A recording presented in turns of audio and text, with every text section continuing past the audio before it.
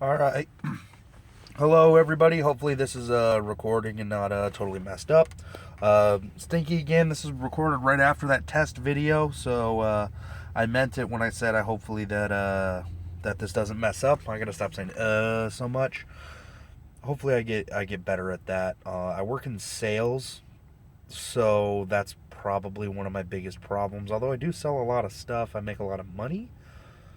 But you guys probably don't care. This is that same turn that I showed you in that test video that I don't think ever got uploaded. So I'm just going to kind of make the turn that I already had talked about in my last video. Sorry, that test video didn't get uploaded yet. I'm going to upload that before I upload this. But this time we're going to go through the pirate cards. Pirates? Pirates are next. First, we'll start by going over all of my pirate cards. I believe this is the next card that I'm going to be crafting, but I'm like 50 shards short, and I'm not done with my tournament yet, so I can't craft it because I don't have the shards to craft it yet. But finishing out the Dragon Hordes is next. Other than that, I don't actually have all the pirate cards. I am missing one card. Here we go. And honestly, I'll review it when I get to it. I don't think I'm missing much. It'd be Witch Doctor. I don't have any Witch Doctors. I don't think I'm missing anything because I don't think Witch Doctor's great. But there he is. I don't have him. That's the only one I'm missing. I have everything else. Let's show my foils on the way back. I'm missing more pirate foils than I am probably any other sets. Especially,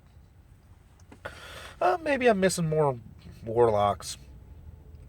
But it's pretty close between warlocks and pirates. Even though pirates is my favorite faction, Crusaders is probably the most well-rounded. That's why you're seeing a lot of Crusader Warlock decks.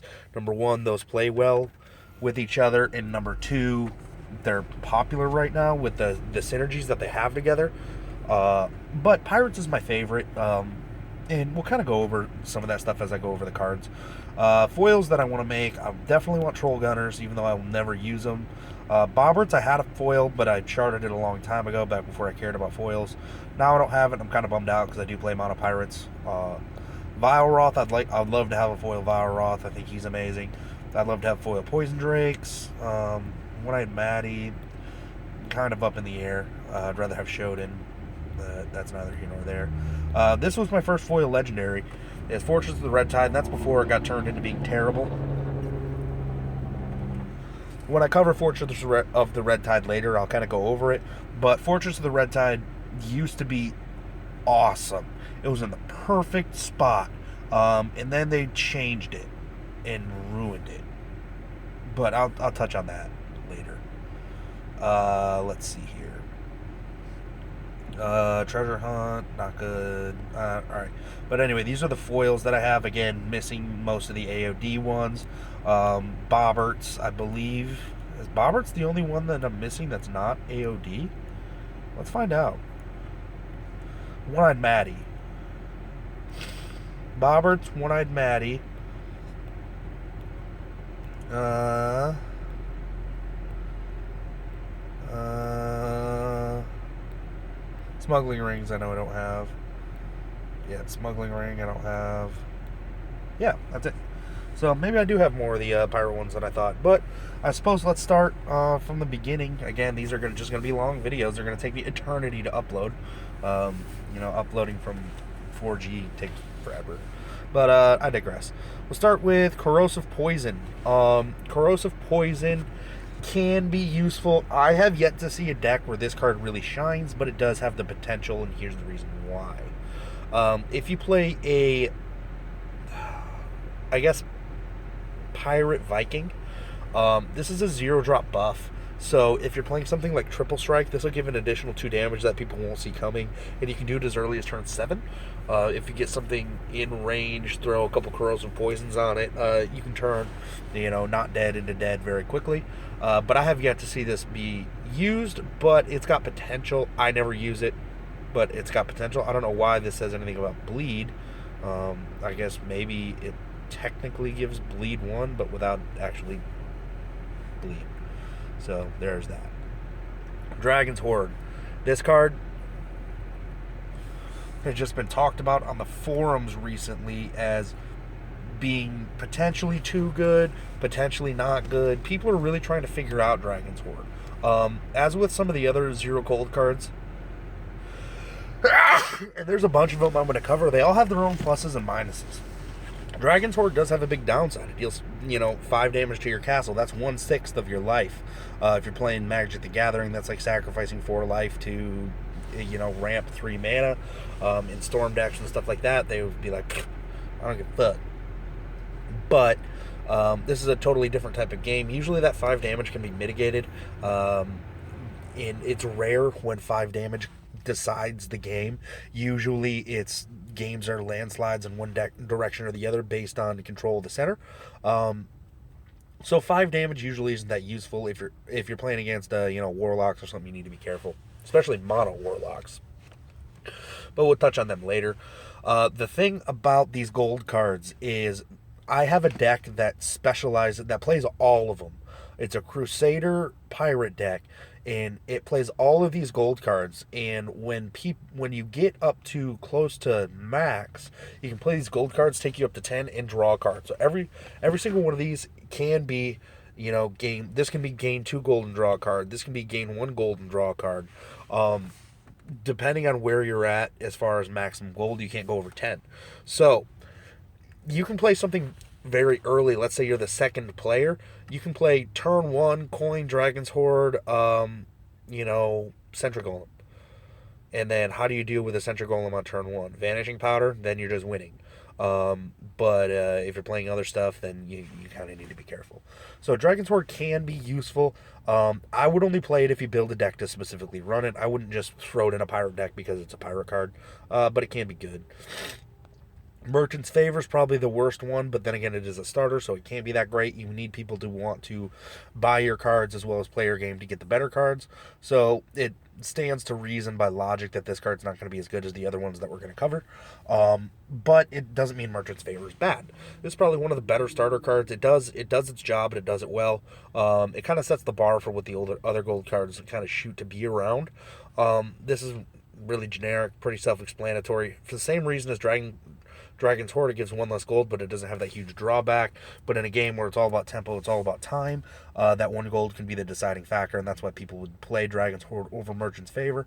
I'd play Smuggling Ring over both of them, but, to each his own. Here's Pillage. It's another one of the 0 gold cards.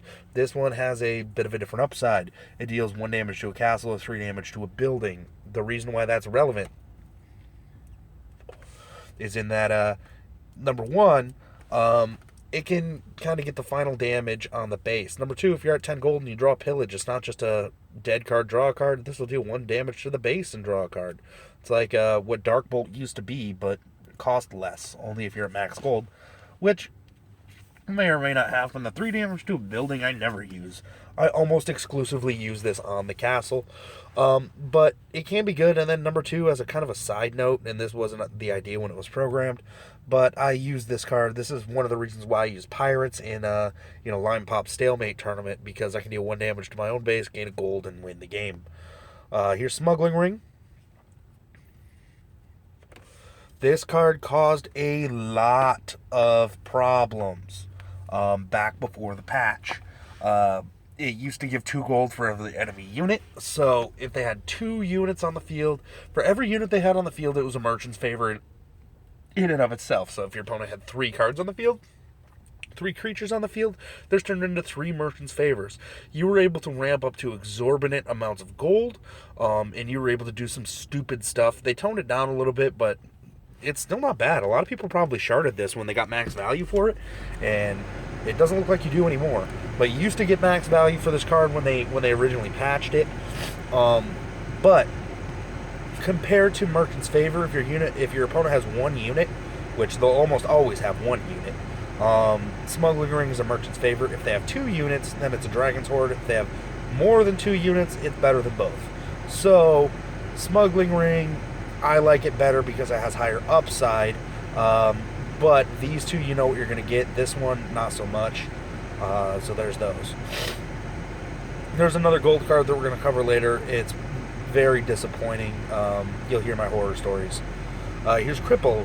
It inflicts -1 movement and draw a card. This is your standard cantrip for pirates. Similar to heal was good for the same reasons that heal's good in Crusaders, Cripple's good in pirates. This will slow down some rush on your base by 1 turn. It'll keep a unit from hitting your base 1 turn longer. Why that's good is it cycles itself for 1. You're always going to have a target for it. If you can't hit an enemy unit, you can always hit an ally unit to draw a card if you really need to. It only costs 1. It slows them down. It doesn't do any damage, but it replaces itself if you really need to cycle through some cards quickly. This is a good card to do it. The card that does almost the same thing, but is just exclusively worse, is Curse of Exhaustion. Inflict all units with -1 movement. That affects your units. That affects your opponent's units. It affects everybody's units, but what does this really do for you? Doesn't do anything. If you're in the process of getting beat down, where your opponent has a bunch more units than they do, they just have the opportunity. It'll take them 1 turn longer to get to you, maybe, unless they're already up in your shit. This only affects units on the field, so it does not affect units that have not been played yet. So the units that your opponent still has to play, it's fine. If this was a building, totally different ballgame. I bet you this would be played all the time if it was a building, but it's not. It's a spell, and it's not good. Don't play it. Next card. Again, some people play this. You saw it in my tournaments. I don't know why people play this, but they do. This is Dirty Fighting. Essentially inflicts -2 attack before each attack. So let's see if I can use my fancy animation here without messing up my video. Hope that didn't stop my recording. Alright, so let's change the color here because I'm drawing on green, so let's change to red. Alright, let's say I have Unit A. Let's kind of increase the width here. This is Unit A right here. This is Unit B right here. Alright, so this is a 3 attack, 6 health unit. We'll call this a Faithful Drake. Right? Then we have Unit A. This can also be a 3 attack, 6 health unit. We'll call this a Shield Knight. Alright?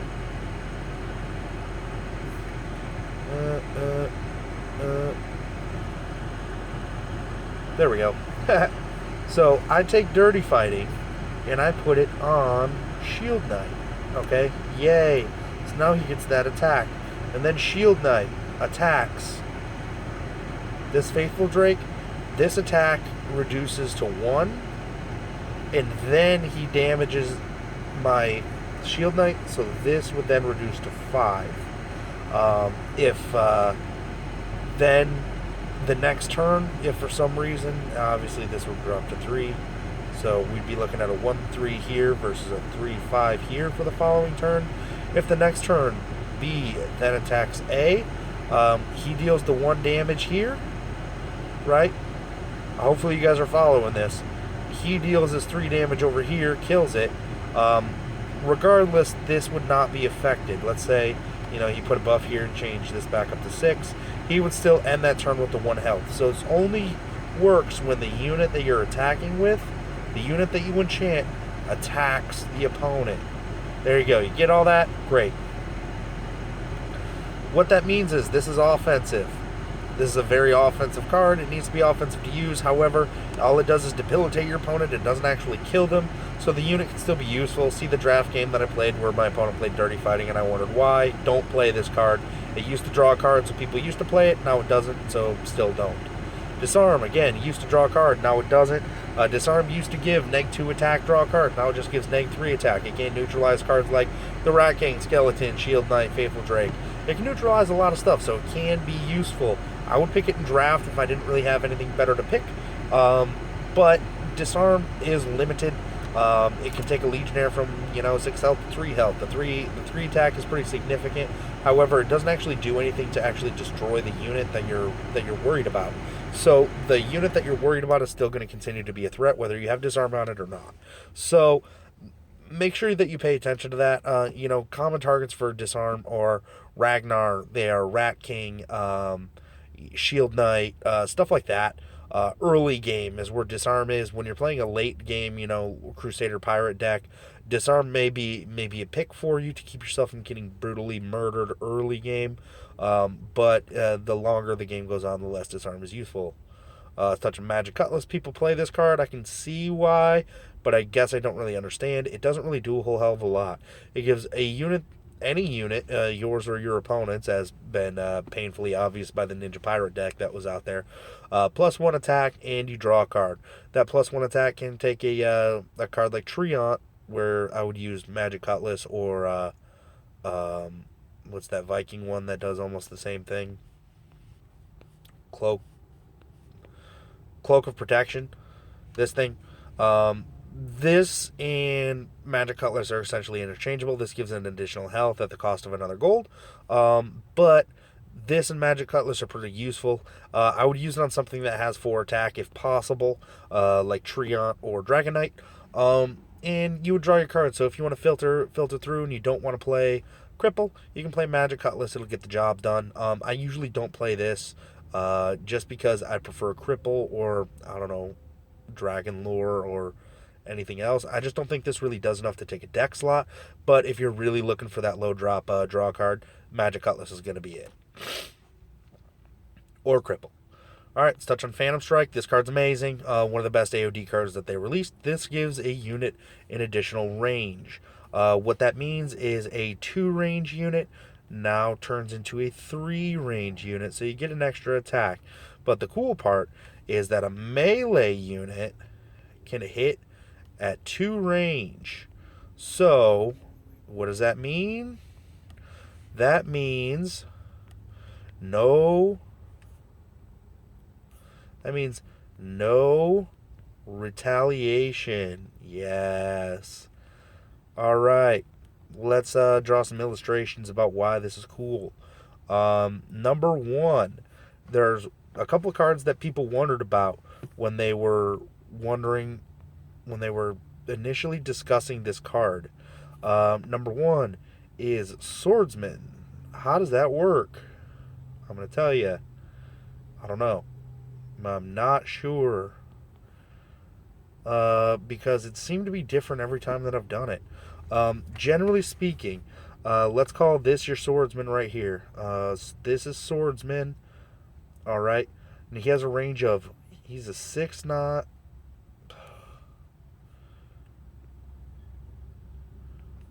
He's a 4/9. Alright, with 1 range and 3 movement. Alright. So here are the squares that Swordsman can hit. Let's use this color. He can hit this one with his regular attack. He can hit this one, hit this one, hit this one, and he can hit this one. Okay? So that's what he can hit, assuming that he's attacking this direction. Alright? So, he can attack, and we're going to assume that he's attacking this unit right here. Okay? So let's say that you threw Phantom Strike on Swordsman. Alright? That increases his range by 1. What that means is what he's attacking increases in range by 1. Keep in mind that this would essentially take 2 range to hit. This would take 2 range to hit. So, from my experience, if this unit was right here and this was a blank square, I hope you guys are still following me. Let's kind of make this a little bit easier. So now this is after Phantom Strike. This square is empty. I'm going to fill that in black. We have a unit here, a unit here, a unit here. And then, let's see here. Just kind of detail it out. This is an empty square. No unit here. Alright. No unit there. Swordsman, which is this guy right here, would hit. This unit would get hit. This unit would get hit. This unit would get hit. And correct me if I'm wrong, but I don't think this unit get hits, and I don't think this unit gets hit either. Because if you bumped it up in range, this would be 2 range. However, this is already 2 range from the Swordsman, so it wouldn't hit this square or this square. Does that make sense? Okay. That's my understanding of how this works. Really hard to put into words. Hopefully you guys kind of followed along with that. And again, I could be 100% wrong, but that's my understanding. When I tested it a little while ago, that's how it worked.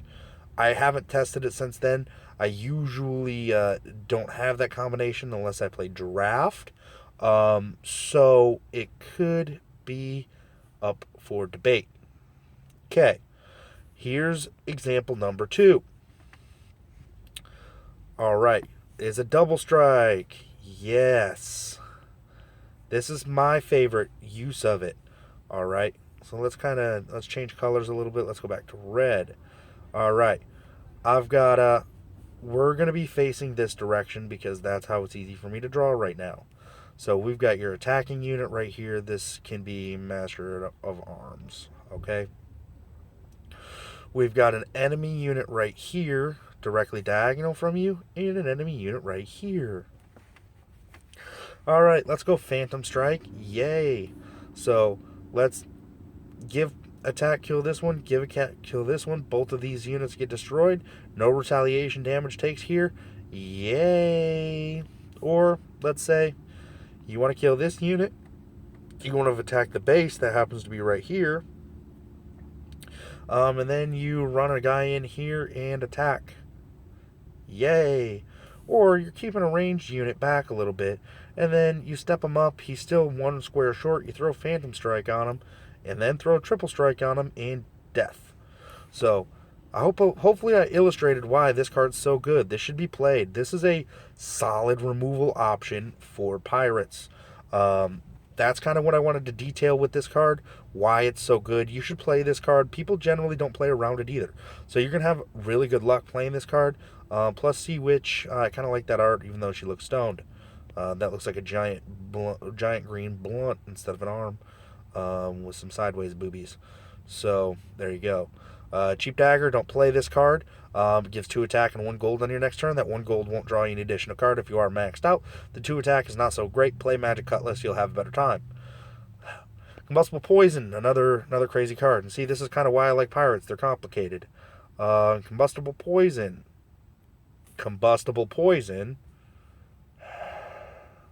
Sorry, I'm having too much fun with this art feature. I have no artistic bones in my body, by the way. Combustible Poison, we're going to stick with red. Combustible Poison. This gives +2 damage to anything that's damaged with a unit that has Combustible Poison, and it draws a card. So let's say I have a Peasant Militia, which deals 2 damage, and I equip it with Peasant Militia. It still does 2 damage. I use it to attack the castle. It deals 2 damage to the castle. I have another Peasant Militia that has 2 attack. Attacks the castle. It deals 4 damage.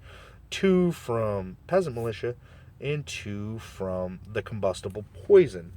I then play Dark Bolt, right? We haven't covered that yet, but I play Dark Bolt. Alright? Then the Dark Bolt does 2 damage for the Dark Bolt, and then 2 damage for the Combustible Poison. After I play the Dark Bolt, I play Chaotic Storm. So this deals 1 damage for the Chaotic Storm and 2 damage for the Combustible Poison. You see how that steamrolls out of the way? That's why Combustible Poison is really good, but you need to build around this to make it useful. If you just throw it on a unit attack, it doesn't do anything. You need to hit multiple times in the same turn for Combustible Poison to be useful. Combustible Poison does combo with things like School of Pyromancy would get the +2. Lightning would get the +2. So if you had a temple that in Temple of the Five Gods, when it had Lightning 1, instead when it chained through whatever happened to be hit with Combustible Poison, that would take 3 damage. However, the Combustible Poison effect itself would not chain. Does that make sense? Okay. So this can get out of hand very quickly. You need to be careful when you play this card. If you're going to play it, it's really good, but you need to be able to play around it. Gotcha. You need to build your deck around it if you want to make it useful, is what I meant to say. Curse of Evisceration, decent in draft. You would think it's a... Alright, it's a board wipe. Fantastic. Wrath of God? Yes, please. Wrong. Bleed 3 is not really enough to be that useful. Your enemy units are going to survive a lot longer than you were kind of hoping, and you do need to hit your own units as well. So if you play Curse of Evisceration and you want to get some good value out of it, you're already losing. Your opponent would have no reason to hang back and throw everything at your throat, so if you're going to die, you're just going to die faster. Decent in draft, not so great in constructed. If you don't have better removal options, Curse of Evisceration will get it done for you. Alright, Den of Thieves. People think this card's a lot better than it actually is. Den of Thieves is not that great. The thing about Den of Thieves is it doesn't really do a whole hell of a lot. The only time that I've actually seen Den of Thieves be useful is in my ramp deck with all the other ramp spells in it, in order to kind of get myself to that 9 gold a little bit faster, so I can draw more cards off my ramp spells and then play more guys and attack more stuff and draw more cards and just kind of storm through my whole deck super fast. That deck isn't that great. It's still really clunky, but that's really the only time I see any benefit out of playing this card. It does draw a card when it comes into play, but most other factions have a building that does that, and they actually do something useful for you. Den of Thieves, in order to get any value, you need to be on strictly offensive, and unless you have 2 in play, it's not going to do a whole hell of a lot, and even if you do, it's still not going to do a whole hell of a lot. So don't play this. Another card people think is really good that really isn't that great, Guild of Scoundrels. I think Armory is better. I think Brewery is better. I think a lot of other alternatives are better. This gives an additional gold every turn. If you are in late game and you are maxed out, that additional gold does not draw you an extra card. It just does nothing. I feel like this should also increase your gold cap by 1 in order to at least make these buildings that useful at all. But that Bleed 1 can be kind of useful.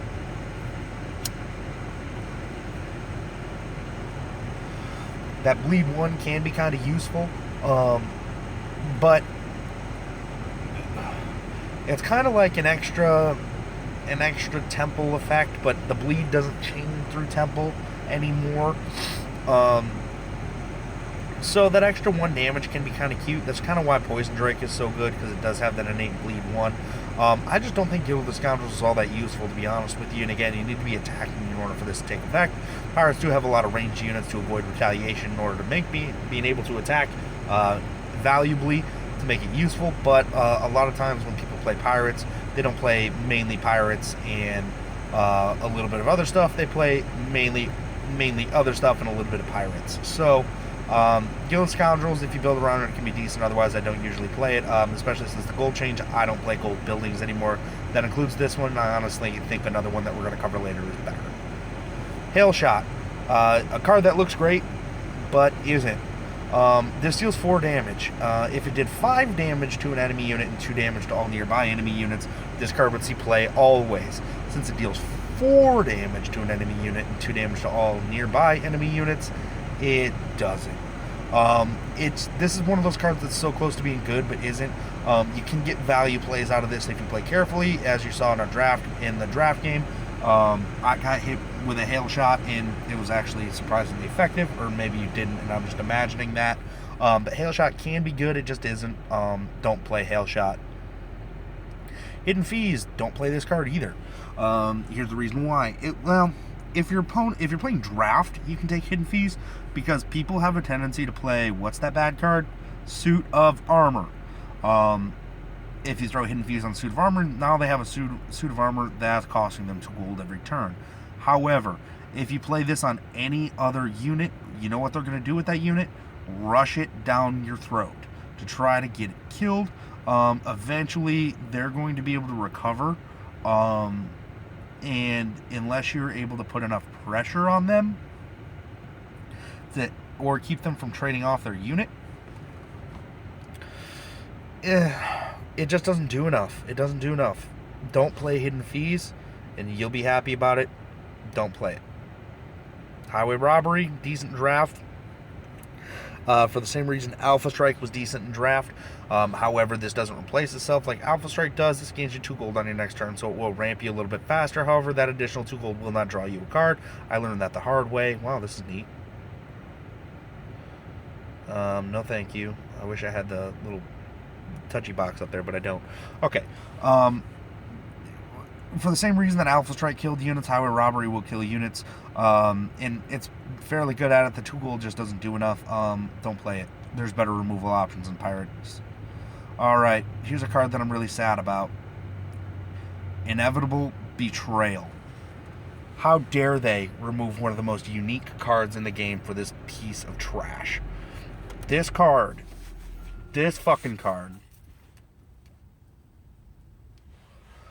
A lot of people got killed by Pirate Ninja, and all they remember is Inevitable Betrayal gained them a ton of gold. Well, this does gain net 3 gold. It takes you from 2 to 5, which more useful than it looks, but again, not that great.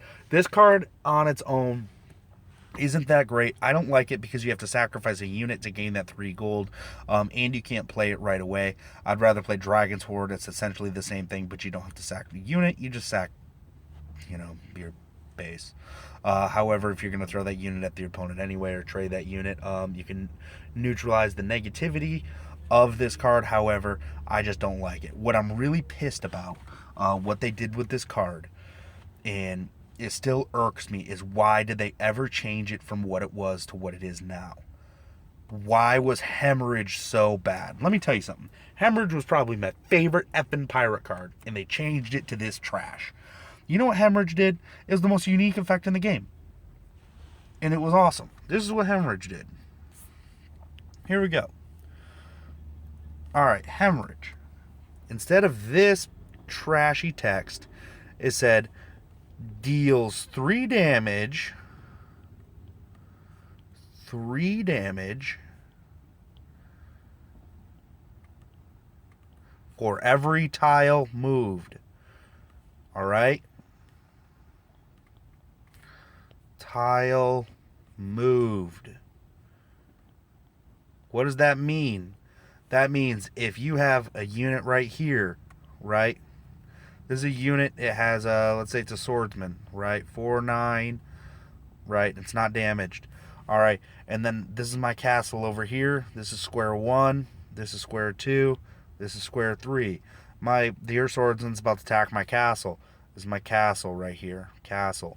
I play Hemorrhage right here. This is Hemorrhage, which is what this card used to be, but it isn't anymore. Sadness. Okay? Now, you're like, alright, I'm going to go attack his castle. I got some buildings that are hurt right here. Everything's great. You're about to get a ton of damage in. You move here, take 3 damage. You move to here, take 3 damage. You move to here, dead. Alright?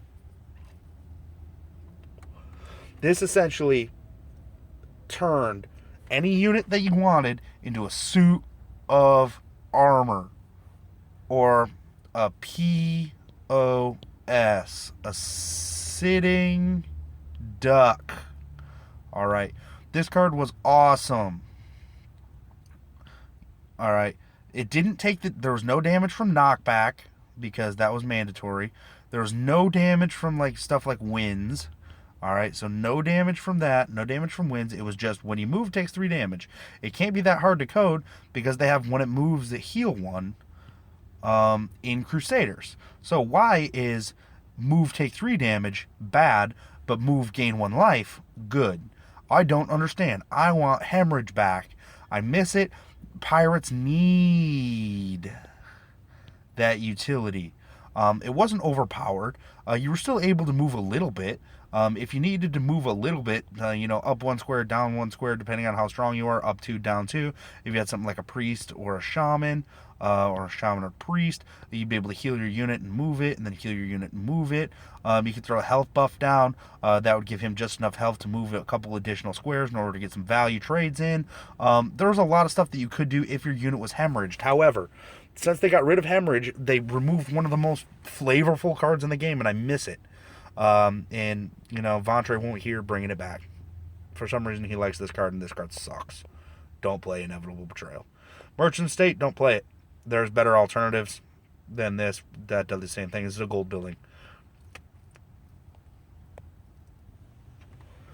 Hard removal spell. If I recall correctly, and correct me if I'm wrong, when Tournament of Champions released, and that's what set this was from, card set, Tournament of Champions is this one right here. Murder was a common. For some money-grabbing reason, Murder, with no effect change and no gold cost change. Actually, I think there was a gold cost change. I think it reduced from 4 to 2. But essentially, with no effect change, it went from common to epic. It does the same thing.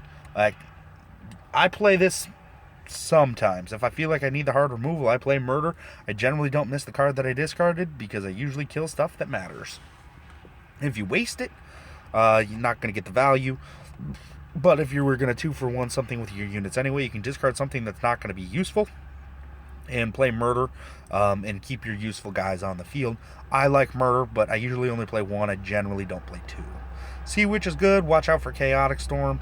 It's really frail, but it has 3 range, so it can be useful. Very good at support, very good at defense. However, Chaotic Storm will ruin your day and make you sad. Skeleton has an 8 poison effect, same as Sea Witch, also has an 8 combustible poison effect, toned down a little bit, but Skeleton's the beefiest 2-drop unit in the game, other than Shield Knight, which is tied. So Skeleton's probably the best 2-drop, the most durable 2-drop. It does have 3 movement as well as a neat effect. If you're playing Pirates, play Skeleton, you won't be disappointed. Trades with Imp and Survives, trades with books, trades with every other 2-drop unit in the game except for Shield Knight, and Skeleton, you won't be sad. Supply Disruption, don't play it, it's not good. You're having your enemy gain 3 less gold next turn. There's better ways to do it, like with cards like Sabotage. We'll cover that in a minute. I am running way over on time, I'm sure, because I was doodling too much. I'm going to not doodle for the rest of the thing unless I really have to. I probably will when I get to Fortress of the Red Tide. But Supply Disruption, don't play it.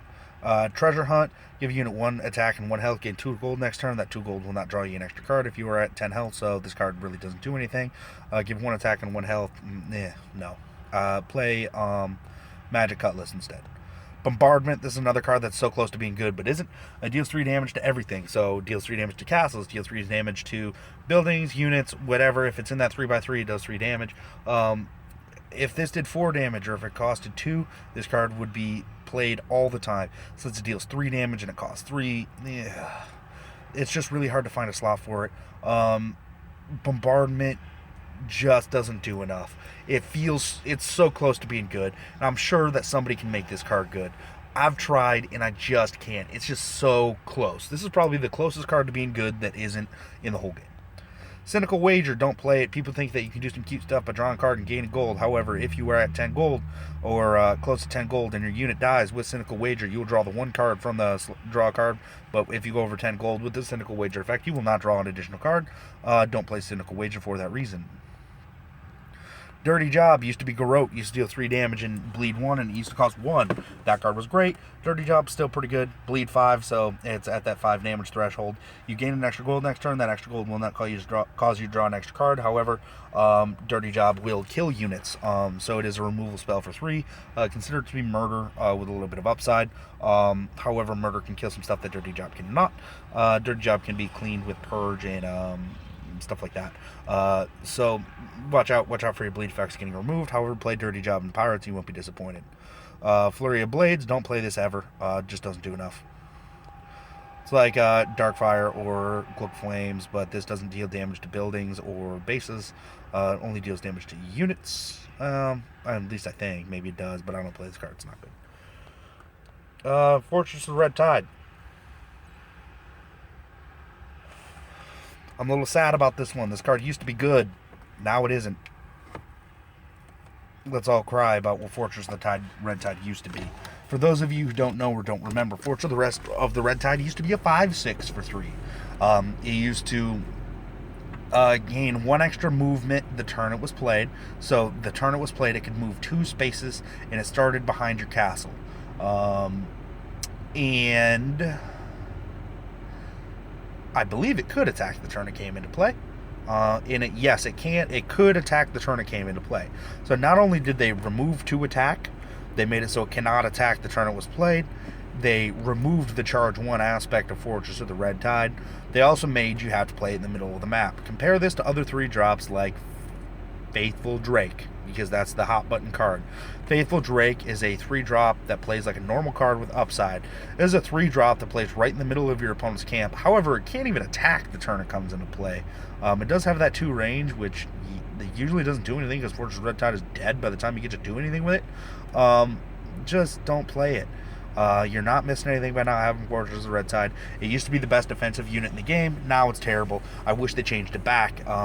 The game wouldn't be overpowered or unbalanced if they changed it back, but please change it back. Please. Here's Killing Blow. Deals 7 damage, but you pay 1 gold. This can deal damage to castles. It's pretty good if you're playing a heavy rush drag. Killing Blow is going to do great. Play this and Darkfire on the same turn. Same thing as Breath of Fire, but this deals more damage. It costs 1 additional gold, but it costs you another gold on the following turn. Generally not a huge deal.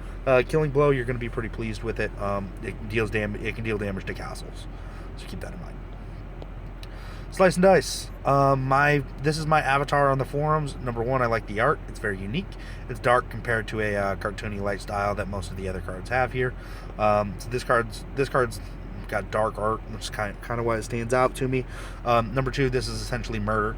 You hit something with Slice and Dice, it is going to die unless they purge the effect away or bounce their unit.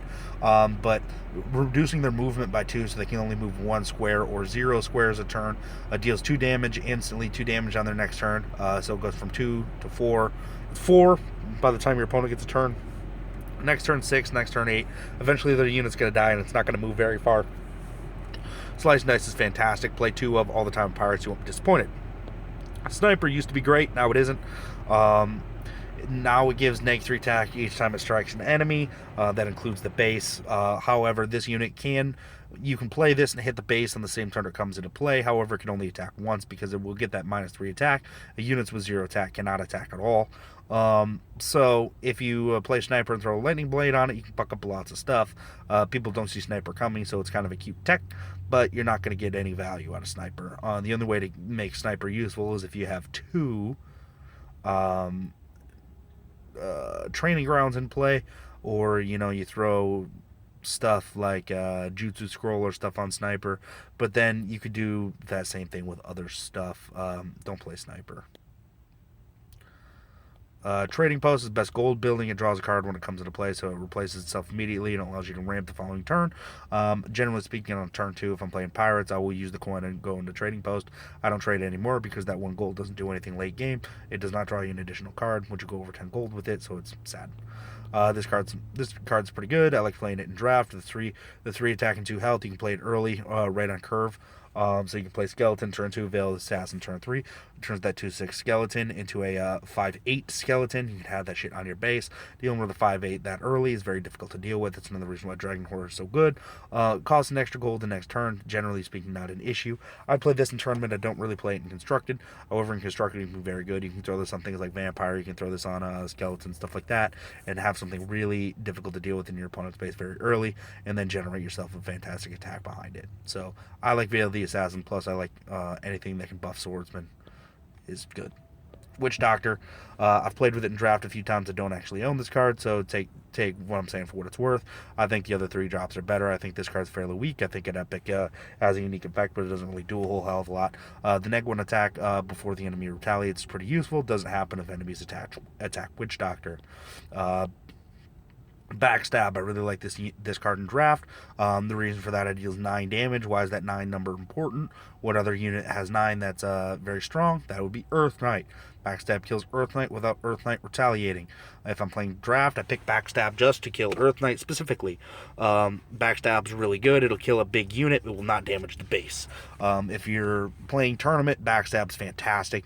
If you're playing Constructed, Backstab is limitedly good. But you can still get a lot of value out of Backstab. It will also kill Kraxus at that 9 health. Barrier, assuming that there's no health buff to make him a little bit stronger. But Backstab, you'll find value out of it if you play it in Constructed. You'll find a ton of value if you play in Tournament. I would play Backstab. Backstab for sure in Tournament. It has potential in Constructed. I bet at the lower levels, you'd get a lot of value out of Backstab. High level play, you might not get so much. Cannoneer Stubbs is fantastic. There's a reason why this guy went through so many changes and just kept getting nerfed and nerfed and nerfed and nerfed, and he's still really strong. He used to have his attack power could be modified. Instead of explosive 1, it used to deal explosive whatever the half of whatever his attack power was. or keep in mind, it says attack power cannot be modified. When people used to play cripple all the time, when it drew a card, people would try to cripple Stubbs, and since his attack can't be modified, it can't be raised or lowered. What just happened? Hopefully that goes away. Wait, what's shit? I hope I didn't lose my recording. That would be not so great. When Cripple used to draw a card, people used to cripple this card, and then since they drew a card, they couldn't undo it, and then they just lost their card, and I would laugh at them. But this card's fantastic. It's 4 range. It can finish off a lot of units that still need to be damaged. You can hit buildings from far away. You can still throw things like Lightning Blade on this, and a Lightning Blade on Cannoneer Stubbs is just nasty. Being able to stay 4 range away. One of the few units in the game that can do that. One of the only units in the game that can do that. Surprisingly, they're both on Pirates. However, this card is super nasty. Play it if you got it. If you're playing Pirates, you have to play Stubbs, or you're gonna wish you did. Deadly Acid, you might think it's a lot better than it actually is. I think this is murder, but it takes a turn of slice and dice with that. This is slice and dice without the slowing effect. This effectively does the same thing as slice and dice, but this still allows a unit to walk its normal amount of squares, so it can go and trade itself off with something, or at least get some sort of value out of itself before it dies. So Slice and Dice is better than Deadly Acid, but if you don't have Slice and Dice, you may find some value out of Deadly Acid. I usually think that the waiting a turn is a turn that I wish I didn't have to. Expose Armor. People used to play this with Kunai, back when Kunai regenerated itself as many times as you want. However, Expose Armor just doesn't do anything. Don't play it. One-Eyed Maddie's best stat line at a 4-drop. It's one of the first units that you can get that gets over that 5 attack barrier so early in the game, so it's very good at slowing down rushes. One-Eyed Maddie also has a very unique effect. You can chain some super cool combos with this effect. So, combine that with Poison and Maddie and Skeleton and Sea Witch, throw some lightning on the field, or maybe some imps that awaken at the same time. You're dealing a ton of damage very quickly. The damage can stack up. One-Eyed Maddie also affects everything, but the way that it stacks is a little bit unique. Let's say, hypothetically speaking, it's my turn. I play a One-Eyed Maddie. I pass the turn. It's your turn. You play Professor Headwood, pass the turns. My turn. One-Eyed Maddie awakens. I go and do some stuff. Then it's your turn. Professor Headwood awakens. Instead of dealing the 2, it deals the 4 because the awaken effect stays until after your opponent's upkeep. After your opponent's, beginning of the turn effects happen, like awaken, then this effect goes away. So just be wary of that. The best thing that you can do if your opponent plays One-Eyed Maddie is play Headwood the exact following turn. You'll get a ton of value. This is my favorite building destroyer card in the game. I like this better than Purify. Not only does it deal 5 damage to a building or 2 to a castle, same as Purify, but it also reduces your opponent's gold by 2 the following turn. That can be useful because at least Sabotage, you are getting some value out of destroying your buildings as well as slowing down your opponent for the following turn. Setting up finishing combos in Draft. I've also won a ton of games because I've been able to deal that 2 damage to the castle and people don't see it coming. Thief, don't play it, same stat line as Priest, but a worse effect. That 1 gold when it attacks, it's an 8 Thieves Guild, but Thieves Guild doesn't do a whole hell of a lot anyway. Don't play Thief. Fantastic unit, replaces itself, not because it draws a card, but because it costs 5 and it gains 5. It's got 2 range, like a lot of the pirate units do. So this card's fantastic. You can play 10 gold worth of units on turn 5 or earlier if you have some of those gold buffing cards. That can create an overwhelming advantage. This card's fantastic at seizing the initiative and keeping it. Redbeard should be played in all pirate decks. Poison Drake, this is arguably the best Drake. The Warlock Drake may have something to say about it, but Poison Drake is fantastic. Any unit damaged by Poison Drake, which means if it is attacking or retaliating, they will get bleed 1. So eventually they're going to die. Might be today, might be tomorrow, depending on what turn it is. but the unit will die at some point. Poison Drake, it does have 7 health, 5 attack, so it's over that 5 attack barrier. At the same time, it does have 7 health, so it is difficult to deal with. You're probably going to have to attack this unit twice to kill it, so it's going to give 2 units bleed 1, or it's going to give 1 unit bleed 2, and it's going to trade. So, very good at trading up. That's why Poison Drake is so good. I think it should be played all the time. Rain of Knives, not good. Deals 3 damage to a unit and all nearby enemy unit. Doesn't deal damage to buildings or castles. And inflicts 2 movement, so it does permanently slow down guys by 2. Most guys can still move, so at least it's not as useless as suits of armor. But the 3 damage is just negligible. Play bombardment instead. You're going to have a better time. You're going to surprise people with it a lot more. And it deals damage to buildings where Rain of Knives doesn't. Rain of Knives is just really limited compared to bombardment. Valroth is fantastic. This is arguably the best dragon, although I think Rakenauth would have something to say about it. This kills everything. Whether it's damage, whether it's not damage, whether it's got Eternal Life, Joan V, Valroth dead. Valroth can kill anything. You throw Eternal Life on Valroth, you've just got something that's just going to be a monster and just eat up all your opponent's units. Throw some Holy Grail down. Valroth don't care. You heal up your opponent's units, and Valroth can get in there and kill it. Keep in mind this also kills buildings in one shot too, but not castles, unfortunately. Well, fortunately anyway. I don't want people, tag teaming in Valroth to one shot the base instantly. That would be unfair. But this does deal damage to buildings and kills them, even though it's at 2 health. 2 attack, it doesn't even matter. Valroth will get the job done. Bobberts, here's the pirate hero. This is one of the only heroes that is not on the top of the gold curve. This one and Panda both. Bobberts, I think, needs an update. Drawing a Merchant's Favor every turn, not that great. You can ramp kind of fast. If Bobbert costed 5 or 4, that Merchant's Favor would be useful. But at 6, you'd be playing Bobberts and then kind of going into turn 7, not so great.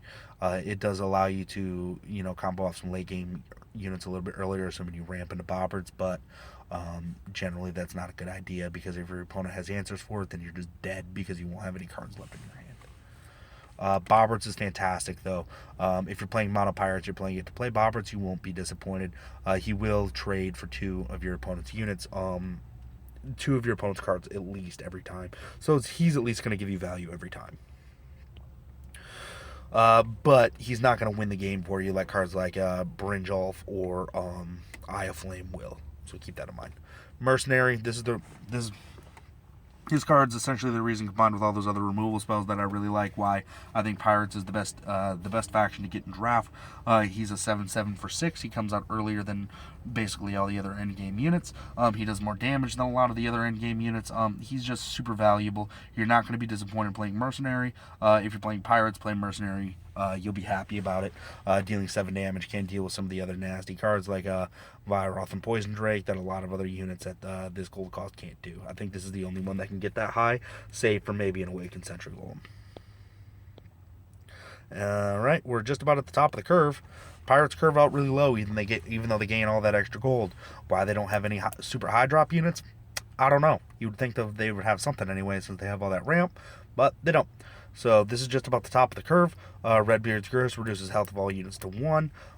This is a card that kind of got invented during one of the last patches.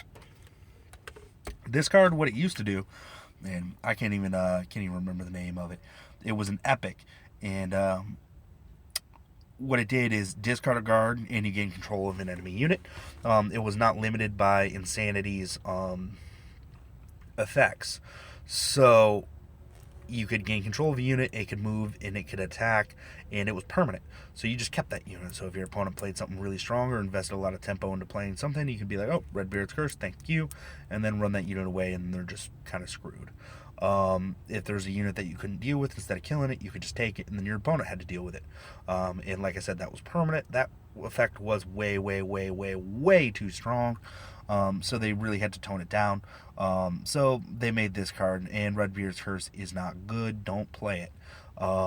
You're going to be disappointed if you play Redbeard's Curse, and I don't want you to be disappointed, so just don't play it. It just doesn't do a whole hell of a lot. You'd think that it's legendary, that it's good, but they need to have some bad legendaries in order to make the good ones shine. That's one of the reasons why there's not a legendary in every draft pool. Because if I got a draft and I was playing, Pirates, Crusaders, right? I'm like, all right, I think I'm going to be good. Here comes a legendary pick. All right. All right, here's my choices: Fortress of the Red Tide, Tower of Terius, Redbeard's Curse. I'd be a little upset. I would take my Fortress of the Red Tide and I would move on. However, if you got a legendary in your pool, and you're like, all right, I got Craxus, I got the Ranger, or I got it didn't even matter. Craxus, the Ranger, and I don't know, pick a faction, School of Pyromancy, right? Because you're playing Crusader Warlocks, you can pick any one of those great cards. And now we're both going to have a legendary, but because of the randomness of the cards that are selected, my legendary is the worst and yours is awesome. So you're going to have a significant power boost on my deck. Whereas if they just kept legendaries random in the draft, that's not going to happen to everyone. People might be okay with getting, a shitball legendary as opposed to no legendary. But if I had the choice in a draft between Redbeard's Curse and Legionnaire, I'm going with the Legionnaire. Redbeard's Curse is just not that great. Last card, Troll Gunner, fantastic in draft. Another reason why Pirates are the best draft unit. This is a ranged unit, but he's got a decent sized butt. This is a 6 health range unit, and it's got 3 range too. So it's going to be able to control the center of the board. It's going to help you take control. It's going to support your units from the back. Very hard to kill. And it does a fantastic job supporting that forward attack from a range unit. It's no joke. So make sure you be careful with it. Pick this card all the time in tournament. In constructed, it's very limited because it does cost 8 gold with a kind of weak stat line. Compare that to Legionnaire at 8 gold. There's where your power difference is coming from, but being ranged makes it a fantastic support unit. So, sorry, this one ran extraordinarily long. I have a lot to say about Pirates because it is my favorite faction. There are a lot of really good cards here. Not so many horrible cards. Some of the other factions have horrible cards. I mean, this is a horrible card. This is a horrible card. But I mean, scrolling through, this one's horrible. These are mostly late game and they're mostly common. Like, even Den of Thieves is horrible. I mean, okay, Den of Thieves is horrible. But this isn't horrible. This isn't horrible. It's almost useful. This isn't horrible. It has its uses. That's not horrible. That's not horrible. This isn't even horrible because it at least draws a card for 2 at 10 and it'll do something up until then. So a lot of these cards aren't even horrible. Like, this isn't horrible. Okay, Treasure Hunt, this is horrible. But a lot of these cards aren't horrible. You can make a lot of this stuff work and do a ton of different things with Pirates. That's why a lot of people use this as a support faction. Because they'll play Captain Redbeard, they'll play Cannoneer Stubbs, they'll play, 2 Slice and Dice, 2 Dirty Job. And just have a ton of removal and stuff. People play this as a support faction, but as its main faction, it can do a fantastic job. I really like Pirates. Pirates is my personal favorite because I think it can just do too much, and all the cards are useful. If I want to make Bombardment useful, it's so damn close, I'm sure I can find a way. If I want to make Treasure Heart useful, I'd probably just concede because Treasure Heart is bad. But, I mean, there's Pirates. It has a lot of uses. There's a lot of different things they can do. A lot of things that Pirates do that a lot of the other factions can't. I mean, there's a lot of similarities between Vikings and Crusaders, but Pirates kind of, makes the turn at left field and never comes back. So there's Pirates for you. I hope this went all the way. I'm going to get inside and get to the warm. I'm going to start uploading my videos, and I'll probably record again tomorrow. Expect a tournament update then. Thanks so much.